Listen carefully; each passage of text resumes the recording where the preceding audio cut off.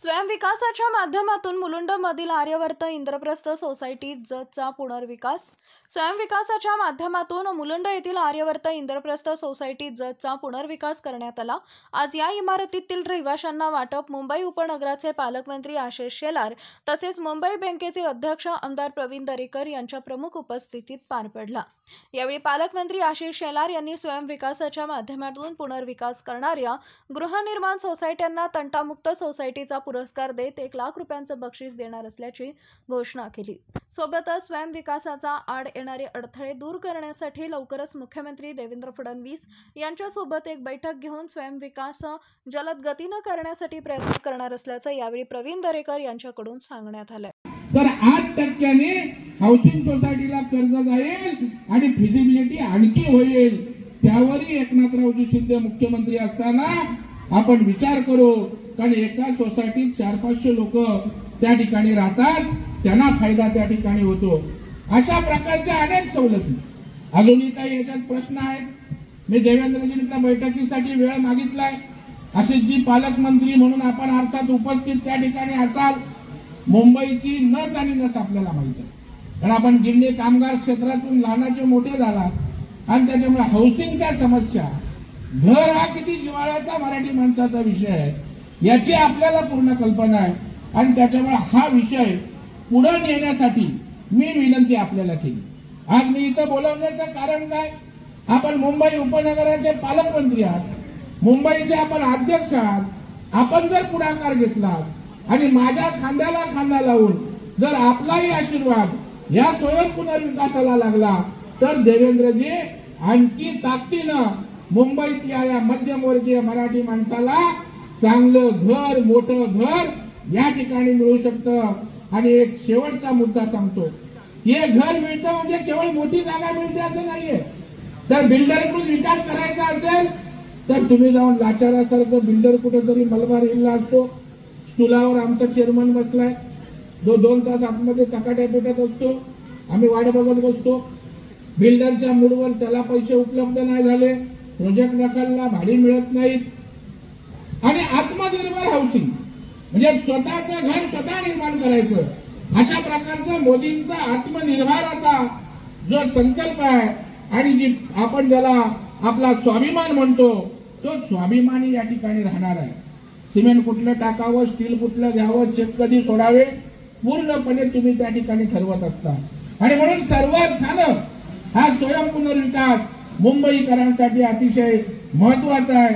आशिषजी हे अभियान मुंबईत त्या ठिकाणी ताकदीने आणखी पुढे जावं यासाठी आपण पुढाकार घ्या, कारण शेवटी पालकत्व सरकारचं या उपनगराचं आपल्याकडे आहे आणि ते करावं या भूमिकेतनंच आजच्या कार्यक्रमाला येऊन मार्गदर्शन करण्याची विनंती मी आपल्याला या ठिकाणी केलेली आहे। मी बैठक देवेंद्रजींकडे जी मागितले, आपणही पालकमंत्री म्हणून विनंती करा आणि येणाऱ्या 10-15 दिवसात अजून काही 8-10 गोष्टी या स्वयं पुनर्विकासामध्ये अजून सरकार म्हणून करायला हव्यात, त्याही आपण या ठिकाणी मार्गी लावू अशा प्रकारचा विश्वास व्यक्त करतो। मी आमर सोसायटी गोरेगाव 20 ची आहे। 400 स्क्वेअर फीटाच्या घरात मध्यमवर्गीय माणूस राहत होता। बिल्डरकडे गेलं तर फिजिबिलिटी होत नाही, 450 कसे बसे देऊ।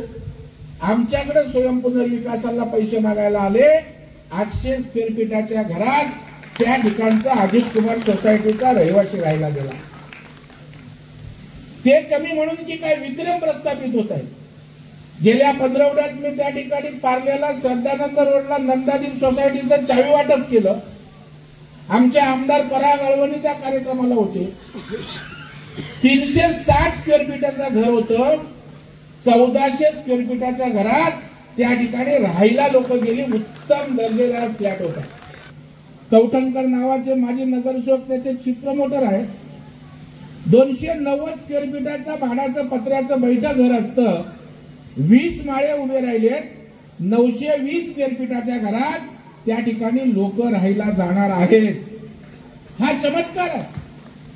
आणि मी पुढच्या आठवड्यामध्ये चारकोपला त्या ठिकाणी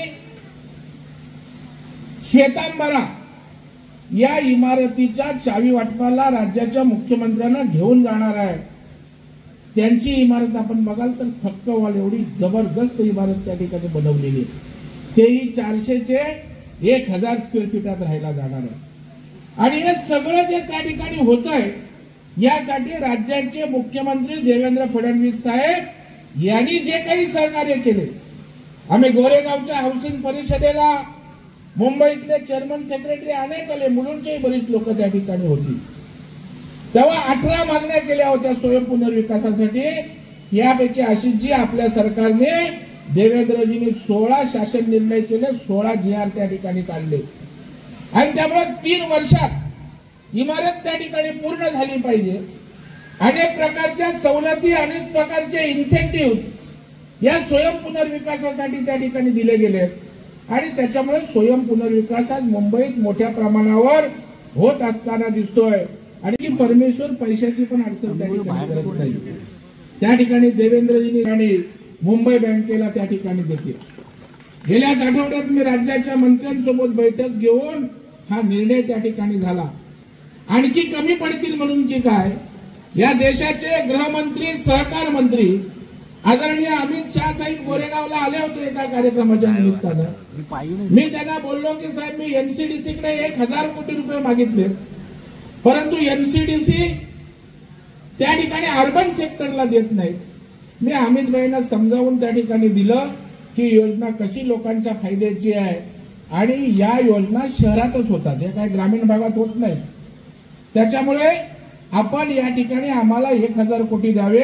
आशिषजी अमित भाईंनी तात्काळ मुरली मोहोळ यांना सांगितलं की पुढच्या 15 आठवड्यात त्यांना वेळ द्या, पॉझिटिव्ह निर्णय घेऊ, म्हणजे ते 1000 कोटी येतील. असे 2500 कोटी रुपये आपल्याला मुंबईच्या स्वयं दानपाटकजी आणि उपस्थित सर्व बंधू भगिनी आणि मातांनो, काल एका कार्यक्रमाला प्रवीणजींनी भेटले आणि मग गप्पा मारता मारता ते असं म्हणाले की मुलुंडमध्ये उद्या स्वयं पुनर्विकासाच्या चावी वाटपाचा कार्यक्रम आहे. आणि मग ते असे म्हणाले की जे आमचे मित्र 279 व 269 फुटात राहत होते ते आता 400 फुटापर्यंत जाणार आहे. मला वाटलं की या सगळ्या गोष्टी GR मध्ये असतात, शासन निर्णयात असतात, प्रत्यक्ष जमिनीवर उतरतात का, म्हणून म्हटलं प्रवीणजींना की आपण जाऊया. आणि मी या ठिकाणी आल्यावर माझ्या मनाचं समाधान पूर्णतः झालं. ते यासाठी मुंबईमध्ये आता मराठी माणसाच्या घराच्या पुनर्विकासाची एक नवीन चळवळ ही आपण सगळ्यांनी मिळून उभी केली. मी चळवळ केली असं म्हणतो, कारण वर्षानुवर्ष आपण सिनेमात सुद्धा तोच डायलॉग बघत होतो, रोटी कपडा और मकान. हा मकानवाला विषय जो आहे ना, मग 80च्या दशकातले जे सिनेमे बघा, खाली जाणारा उदय दानपाटकजी जो हिरो ती बस्ती वाचवेल तो अमिताभ बच्चन आहे. आणि मग त्यातनं निघालेले सिनेमे होते. हळूहळू सिनेमा सुद्धा मकानाविषयी मागे पडला आणि माणसाच्या, सामान्य माणसाच्या जीवनात त्याचं घर आणि मकान हा विषय स्थायी प्रश्न घेऊन उभा राहिला. श्रीराम लागून पासून शेवटचं नाना पाटेकरांपर्यंत सगळ्यांनी भर थिएटरमध्ये कुणी घर देतं का घर याच्यावर कित्येक डायलॉग होते, याची चावीच उघडत नव्हती. कधी अधिकाऱ्यांकडे फाईल अडकायची, विकासक नेमला तो विकासक 1, 2, 3, 4 पाहिजे तेवढे प्रोजेक्ट घ्यायचा, त्याच्यातला मग पैसा इकडचा तिकडे, तिकडचा तिकडे, बँकेचं लोन त्याच प्रोजेक्टवर घेईल, त्याच इमारतीच्या पुनर्विकासावर लोन घेतलं आणि तो प्रोजेक्ट पूर्ण नाही झाला तर बँकेला हप्ते भरत नाही. बँकेला हप्ते भरले नाही का बँकेची लोक येऊन तर राहत्या इमारतीच्या जागेचा ताबा घ्यायची आणि मग ते भाडे करू किंवा ते नागरिक म्हणायचं अरे आम्ही भाड्यावर गेलो, आमची जागा बँकेच्या ताब्यात गेली. बँक सावकार होती आणि हा विकासक हा त्या ठिकाणी आमच्या मराठी भाषेतला शब्द झोलर होता. आणि मग या सगळ्यांना जो भाड्यावर गेला तो वर्षानुवर्ष भाड्यावर, मग कधी अधिकाऱ्यांकडे जाईल, कधी नगरसेवक, कधी आमदार. आता आम्हाला विकासकाने आमचं भाडं देणं पण बंद केलं. आमचं प्लॉट ज्याच्यावर आमची इमारत जुनी होती ती बँकेने जप्त केली हो. आणि मग तोही त्या नाना पाटेकरांच्या डायलॉग सारखं घर देतं का घर, ही परवड होती. आजही काही ठिकाणी आहे. मग याच्यावर रामबाण उपाय काय? रामबाण उपाय म्हणून काही प्रयोग झाले नाही असं नाही. महारेरा आलं, रेरा महारेरा, त्याच्यात नियमावली झाली. तरी या बिल्डर रूपी राक्षसाच्या डोक्यात निर्माण होणाऱ्या कृत्या या सामान्य माणसाला न कळणारा होता, अनाकलनीय होता. आणि मग या सगळ्यातून पूर्वी होऊच शकत नाही असं वाटणारी स्वयंपुनर्विकास ही योजना समोर आली. आणि मला आनंद या गोष्टीचा आहे, त्यावेळेला त्या बँका हे सावकार म्हणून काम करून प्लॉट जप्त करत होत्या, त्यांचा अधिकार असेल. पण मुंबई बँक सारखी बँक सावकारीसाठी नाही, सामान्य माणसाच्या घराचं स्वप्न बोलणाऱ्या अर्थपुरवठादारांना. सहकार चळवळीचं महत्व मित्रांनो तुम्ही लक्षात घ्या.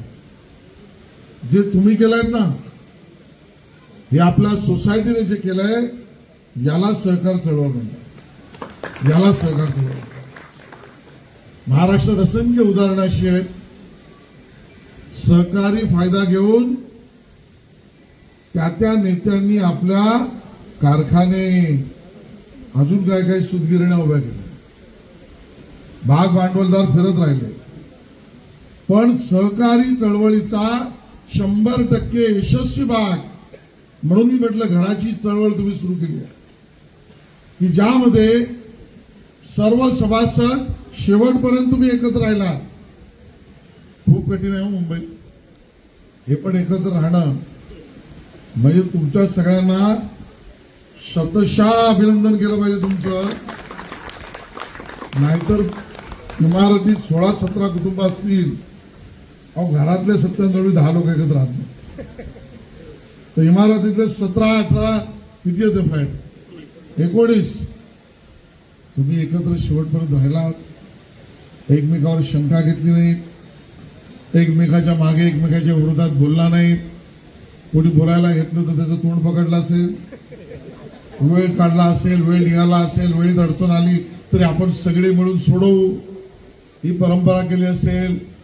मी तर यापुढे पालकमंत्री म्हणून अशा 100% सहकारी चळवळीतून जे पुन्हा 100% सहकार्यातून इमारत उभी करणार आहेत त्या सोसायट्यांना तंटामुक्त सस्नेही सोसायटी म्हणून अवॉर्ड देणार.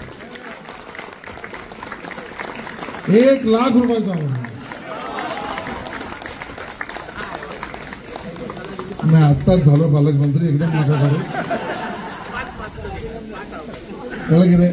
प्रस्ताव तुम्ही पुढच्या मीटिंग मध्ये मांडा. नाही कठीण आहे.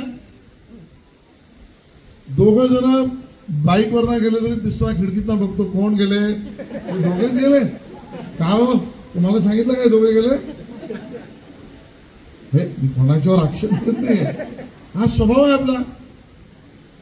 तुम्ही या चळवळीतून सहकार पण पावन कसा असतो दाखवला आणि आदर्श कुटुंब परंपरा कशी पावनतेने चालली हे दाखवलं. आणि म्हणून या इमारतीला मी बघायला आलो. आता हे सगळीकडे झालं पाहिजे म्हणून तुमचं उदाहरण देणार.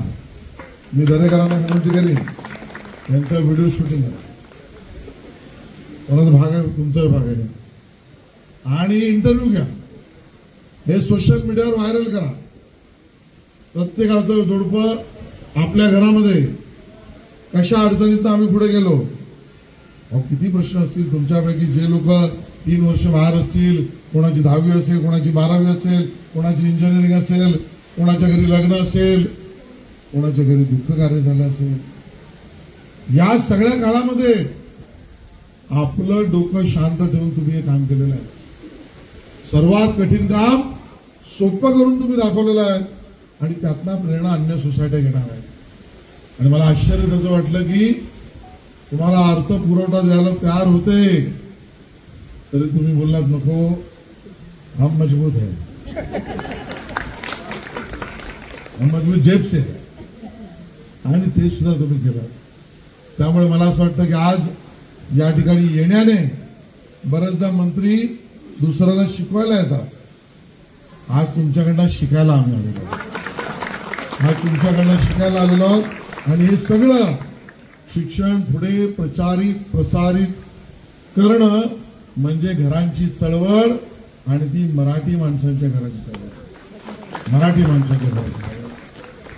भाषणं, मुद्दे, चर्चा, मला राजकीय स्टेजने बोलायचं नाही, असंख्य होतात. पण मग तेच मुख्यमंत्री देवेंद्रजी असतात की ज्यांना या मराठी माणसाच्या घराच्या कुटुंबाची चिंता असते, म्हणून 100% GR काढतात. मला आता कोणीतरी सांगितलं, तुम्ही सांगितलं की त्या एक खिडकी योजनेत अजून 4 गोष्टी घालायच्या, त्या सुद्धा आपण करू. कारण आता प्रत्यक्ष तुमचा अनुभव त्यातला आलेला आहे. आणि म्हणून मी तुम्हाला आजच सांगतो, माननीय मुख्यमंत्री उपमुख्यमंत्र्यांच्या वतीने ज्या तुमच्या विधायक सूचना प्रत्यक्ष काम करताना आल्या त्या 100% त्या ठिकाणी GR मध्ये आपण घालू. पण नाही तर 1 स्क्वेअर फूट साठी मारामारी आहे. 5-10 स्क्वेअर फूट साठी 3 वर्ष कोर्टात लिटिगेशन्स आहेत. तुम्हाला 150, 200, 250 3 बेडरूमचा पण मी बघितला, मला मोह झाला एखादा खाली आहे का विचार. पण बघू, मीर आमचा नाराज आहे, मीर म्हणजे आमचा आमदार. आणि म्हणून या पद्धतीने तुम्ही काम केलं आहे. मला असं वाटतं की या पद्धतीचं कार्य या अन्यांना प्रेरणा देईल. आम्ही सगळेच तुमचं अभिनंदन करायला आलो आहे. खूप खूप धन्यवाद. जय हिंद. आपला चालू आहे ना. चेक 1 2 3 सर, आज मुलुंड इथे आर्यवत इंद्रप्रस्थ या इमारतीचा पुनर्विकास त्यांनी स्वयंविकास केलेला आहे आणि त्याच्या चावी वाटपाच्या कार्यक्रमासाठी तुम्ही आलात. मुंबईकरांसाठी किती लँडमार्क प्रोजेक्ट आहे? मुंबईकरांसाठी दिशादर्शक अशा प्रकारचा आजचा कार्यक्रम आणि चावी वाटपाचा समारंभ आहे. कारण मुंबई मधला खास करून मराठी माणूस आज बिल्डरच्या कचाट्यात त्या ठिकाणी सापडतो. इमारती एकतर उभ्या होत नाहीत, भाडेकरू बाहेर गेला तर भाडी मिळत नाहीत, आणि बिल्डर जे घर देतो त्यापेक्षा स्वयंपुनर्विकासातनं दुप्पट जागेचं घर त्या ठिकाणी मिळतं. हा आदर्श आर्यावर्त इंद्रप्रस्थ सोसायटीने आज प्रत्यक्षात करून दाखवला. मग त्यांची असणारी त्या ठिकाणची जागा, त्याच्या दुप्पट जागा आज त्यांना त्या ठिकाणी मिळते. दर्जेदार अशा प्रकारचं कन्स्ट्रक्शन्स 2.5 वर्षामध्ये प्रकल्प पूर्ण, आणि स्वतःचा पुनर्विकास, स्वतःच आत्मनिर्भर हाऊसिंग म्हणून स्वतःचं घर निर्माण करणं, अशा अर्थानं आजचा हा कार्यक्रम महत्त्वाचा आहे. मुंबईमध्ये आज अनेक मोडकळीस आलेल्या इमारती आहेत, ज्या पुनर्विकास करू इच्छितात त्यांच्यासाठी स्वयंपुनर्विकास ही सुवर्ण संधी आहे. आणि याकरता येणाऱ्या अडचणी राज्याचे मुख्यमंत्री देवेंद्र फडणवीस साहेबांनी सोडवल्यात. 18 वेगवेगळ्या प्रकारच्या मागण्या स्वयंपुनर्विकासाच्या संदर्भात होत्या. त्यापैकी 16 GR माननीय देवेंद्र फडणवीस साहेबांनी काढले. अर्थपुरवठा करायला मुंबई जिल्हा बँकेला नोडल एजन्सी म्हणून त्या ठिकाणी नेमलंय. आता 1600 प्रस्ताव मुंबई जिल्हा बँकेकडे स्वयंपुनर्विकासाचे आलेले आहेत.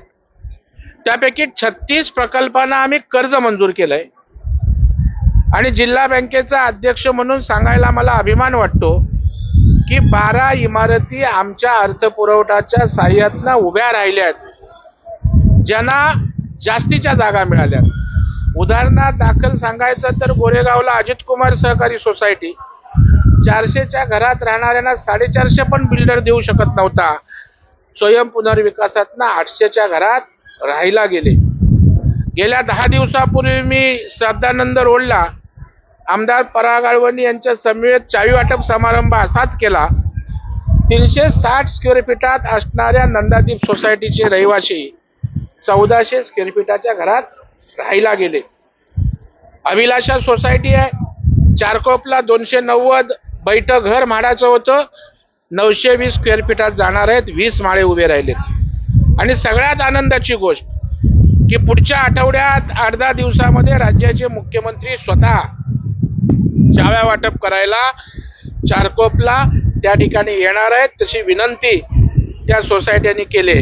आणि श्वेतांबरा नावाची त्या ठिकाणची सोसायटी आहे, तिचा चावी वाटप समारंभ सुद्धा राज्याच्या मुख्यमंत्र्यांच्या शुभहस्ते होणार आहे.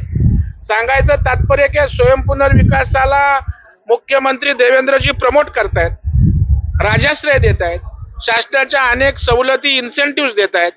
अर्थपुरवठा जिल्हा बँकेले करते, वन विंडो झाले, तथापि अनेक अजून काही अडचणी आहेत, प्रश्न आहेत, ते सुद्धा समजून घेऊन काही दिवसातच माननीय मुख्यमंत्री महोदय बैठक लावून हे सर्व आणखी काही ज्या अडचणी राहिल्यात त्या सोडवणार आहेत, शासन निर्णय करणार आहेत. त्याचबरोबर राज्य सहकारी बँक 1,500 कोटी या स्वयंपुनर्विकासाला देते. केंद्राचे सहकार मंत्री अमित शाह साहेब हे पुढच्या 8-10 दिवसात दिल्लीला बैठक लावून NCDCच्या माध्यमातून 1,000 कोटी देत आहेत. त्याच्यामुळे स्वयंपुनर्विकासाचंही अभियान जे आहे ते आणखी ताकदीनं गतीनं पुढे जाणार आहे. आपल्या माध्यमातून माझं मुंबईकरांना आव्हान आहे की आपण बिल्डरच्या दारात जाण्यापेक्षा जो आदर्श आर्यावर्त इंद्रप्रस्थने या ठिकाणी स्वतःची इमारत स्वतः विकसित केलंय, यांनी तर आदर्श असा केलाय की पैसे पण घेतले नाहीत, परंतु अर्थपुरवठ्यासाठी मुंबई जिल्हा बँक आपल्या सोबत आहे, राज्य सहकारी बँक आपल्या सोबत आहे, राज्य सरकारचा केंद्र सरकारचं पाठबळ आपल्याला आहे. आपण पुढे या, गृहनिर्माण संस्थांनी स्वतः पुनर्विकास करा. आम्ही सारी ताकद या ठिकाणी आपल्या मागे उभी करू. आज पालकमंत्री आशिष शेलार आले होते, त्यांनी या ठिकाणी पालकमंत्री म्हणून या अभियानाला ताकद देण्याचं ठरवलंय. आणि ज्या स्वयंपुनर्विकासातल्या इमारती आहेत त्यांना तंटामुक्त सोसायटी म्हणून 1 लाखाचं बक्षीस सरकारच्या वतीनं त्यांनी या ठिकाणी जाहीर केलंय. आणि त्याच्यामुळं हे अभियान वाढतंय, गती घेतंय. आपल्या सगळ्यांचं सहकार्य, माझी मीडियाला विनंती असेल की आपल्या माध्यमातून सुद्धा स्वयंपुनर्विकास कसं सर्वसामान्यांच्या फायद्याचा आहे हे लोकांपर्यंत पोचवा आणि आमच्या अभियानाला आपणही साथ द्या, अशा प्रकारची नम्र विनंती आहे. मी या सोसायटीचे अध्यक्ष विलास मरकड असतील, विशाल मरकड असतील, सेक्रेटरी बाळकृष्ण देवरे असतील, खजिनदार रत्नाकर वरळीकर असतील आणि त्यांच्या सर्व कमिटी मेंबर सभासदांचं मनापासून अभिनंदन करतो की त्यांनी मेहनतीतून 2.5-3 वर्षात स्वतःची इमारत स्वतः उभी केली. सर, 2 महत्वाचे प्रश्न आहेत. तर स्वयंपुनर्विकासाची संकल्पना पूर्ण होताना एक समाधान वाटतं का? आणि दुसरीकडे जर स्वयंपुनर्विकास होत असताना अनेक बिल्डरांच्या पोटावर पाय पडतो, त्यामुळे त्यांच्या नाराजी आणि रोषाला तुम्हाला सामोरं जावं लागतंय. निश्चितपणे एक वेगळा आनंद, माझ्या आयुष्यात जे काही केल्याचा आनंद मिळतो त्यात सर्वाधिक आनंद आणि समाधान मला ज्या वेळेला स्वयंपुनर्विकासाची चावी देतो आणि जेव्हा सर्वसामान्य माणूस घरात जातो त्यावेळेला वाटतो. आपल्याला सांगायला आनंद वाटतो जेव्हा माता भगिनी आम्हाला ओवाळतात कार्यक्रमाला आलो की, त्यावेळेला त्यांच्या डोळ्यात जे आनंद असतो आम्ही बघतो, ते आम्हाला हे स्वयंपुनर्विकास ताकदीनं पुढे नेण्यास प्रेरणा देतं. त्याच्यामुळे हा आनंद, हे समाधान अवर्णनीय अशा प्रकारचं आहे. आणि एक गोष्ट खरी आहे की बिल्डरना त्यांचं नुकसान होतंय, त्याच्यामुळे ती मोठी लॉबी याच्या विरोधात सक्रिय होतीच.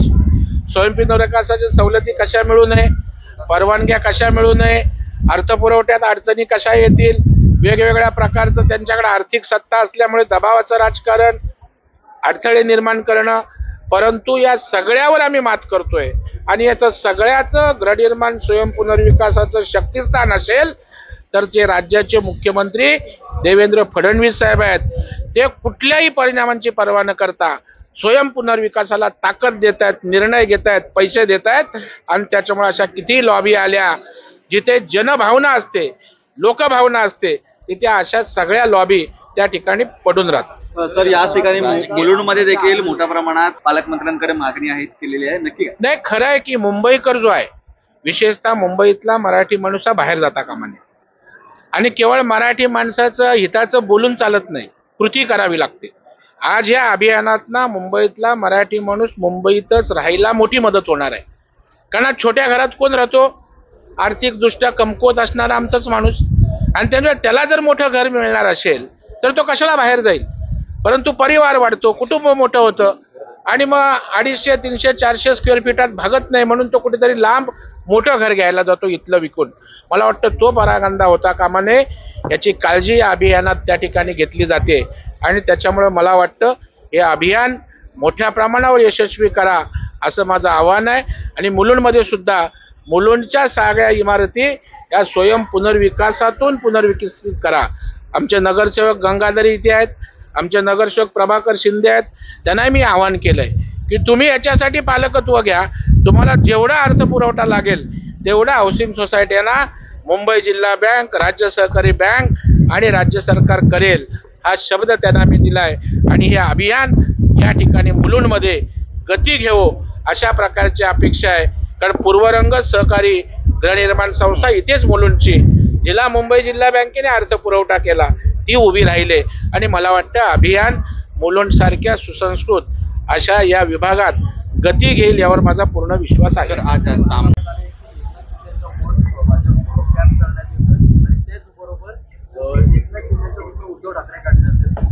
मला वाटतं एकनाथ शिंदेची वकिली संजय राऊतांनी कधीपासून घेतली?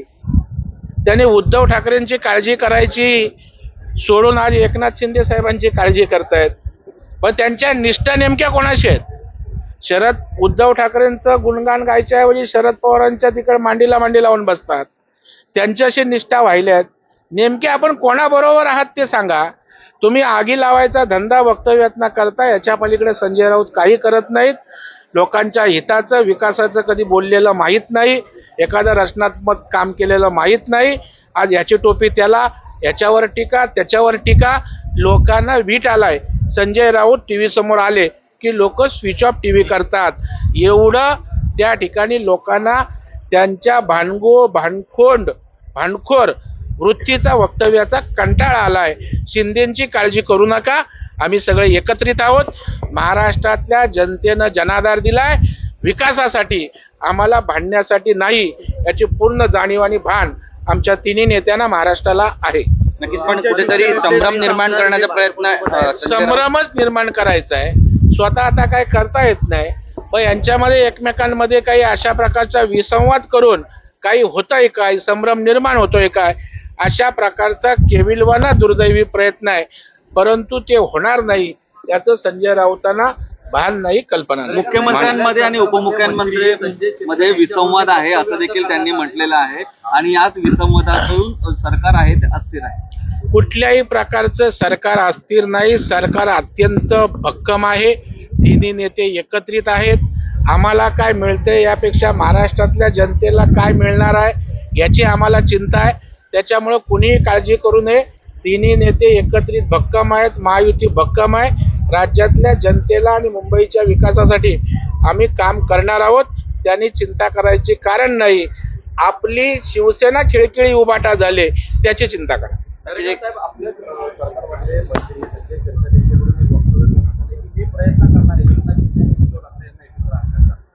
नाही, मला वाटतं ते त्यांचं व्यक्तिगत वक्तव्य आहे की पक्षाची भूमिका आहे हे त्यांनी स्पष्ट करावं. कारण मला वाटतं त्या ठिकाणी आपल्या गुलाबरावांनी सांगितलं की त्यांची ती व्यक्तिगत भूमिका असावी. एकनाथ शिंदे साहेब ज्या वेळेला भूमिका जाहीर करतील तेव्हा ती पक्षाची असेल. परंतु मला अजिबात असं वाटत नाही की जी विचारधारा उद्धवजींनी गुंडाळली ती विचारधारा सोडल्यामुळे शिंदेनी अशा प्रकारचा निर्णय घेतलाय. आता पुन्हा हिंदुत्वाची विचारधारा, पुन्हा बाळासाहेबांचा विचार पूर्ववत ते घेणार आहेत का हा खरा प्रश्न आहे. अशोक चव्हाण यांच्याबाबत बरेचशी प्रतिक्रिया आता उमटते, कारण अशोक चव्हाणांचं एक वक्तव्य आहे की महानगरपालिका आम्ही स्वतंत्र लढू शकतो. त्यावर हेमंत पाटील म्हणाले की तुम्ही लढवाल तर आम्ही पण लढू शकतो. मला वाटतं अशोक चव्हाणांची भूमिका ही काही पक्षाची अधिकृत भूमिका असावी असं मला वाटत नाही, आणि त्यावर प्रतिक्रिया दिलेली हेमंत पाटलांची भूमिका पण अधिकृत असावी असं वाटत नाही. प्रत्येक नेत्याला वाटत असेल की आपल्या सगळ्या कार्यकर्त्यांना न्याय देता यावा म्हणून तशा प्रकारची भावना असू शकते, परंतु या संदर्भात युती असावी की नसावी हे पक्षाचे प्रमुख आणि महायुतीचे तिन्ही नेते एकत्रित त्या ठिकाणी ठरवतील, तीच भूमिका असेल. माणिकराव कोकाटे म्हणतात की भाजप माझ्यासाठी लकी पक्ष नव्हता, सगळे भाजपमध्ये जातात, जिंकून येतात, मी गेलो, माझ्या बाबतीत असं घडलं नाही. कधीही आपण राज्याचे मंत्री झाला नसतात, भाजपने सरकार बनवायला पुढाकार घेतला म्हणून आपण त्या ठिकाणी मंत्री झालात. त्याच्यामुळे भाजपच्याच पायगुणानं आपण मंत्री झालात याची जाणीव आणि भान त्या ठिकाणी माणिकराव कोकाटेंनी ठेवावं. भाजपने सरकार बनवलं म्हणून तुम्ही मंत्री आहात.